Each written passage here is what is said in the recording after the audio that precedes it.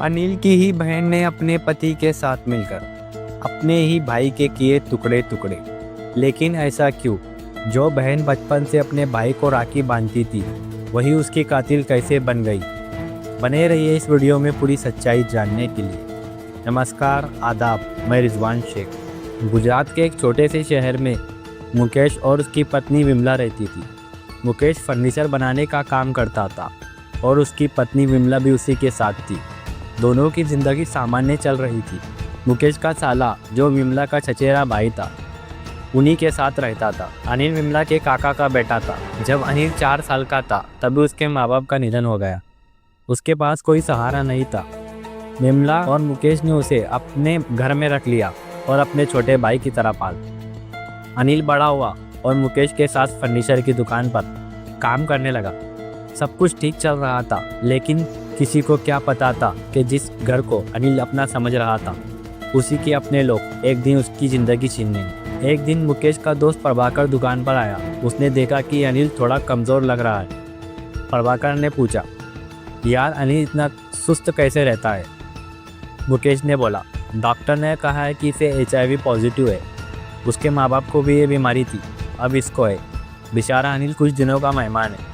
प्रभाकर ने कुछ देर सोचा और फिर धीरे से बोला, ये वैसे भी मरने वाला है। देख मुकेश, क्यों न इसके मरने का फ़ायदा उठा ले। मुकेश बोला, क्या मतलब? प्रभाकर ने कहा, मतलब सीधा है, इंश्योरेंस करवाते हैं। मुकेश चौंक गया। प्रभाकर, तेरा दिमाग तो नहीं ख़राब हो गया? तू ऐसा कैसे सोच सकता है? लेकिन प्रभाकर ने मुकेश को समझाया, गलत क्या है? ये वैसे भी ज़्यादा दिन नहीं जिएगा। अगर इसके मरने से हमें फ़ायदा हो सकता है तो इसमें दिक्कत क्या है? मुकेश ने बोला, लेकिन इंश्योरेंस कंपनी अनिल का मेडिकल चेकअप कराएंगी तो इसमें पता चल जाएगा कि अनिल HIV पॉजिटिव है। प्रभाकर ने कहा, देख, कुछ फर्जी दस्तावेज बनाकर थोड़ा पैसा खिलाकर काम बन जाएगा।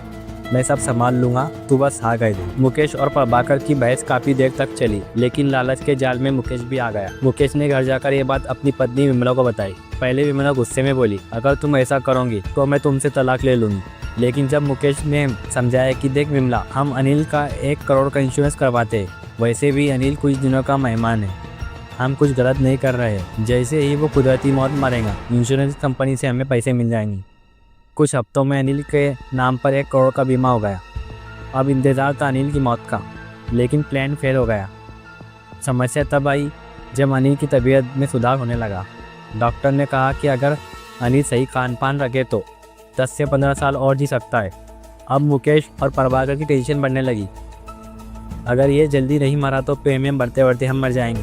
प्रभाकर ने कहा, अगर ये खुद से नहीं मर रहा है तो हमें इसे मारना पड़ेगा।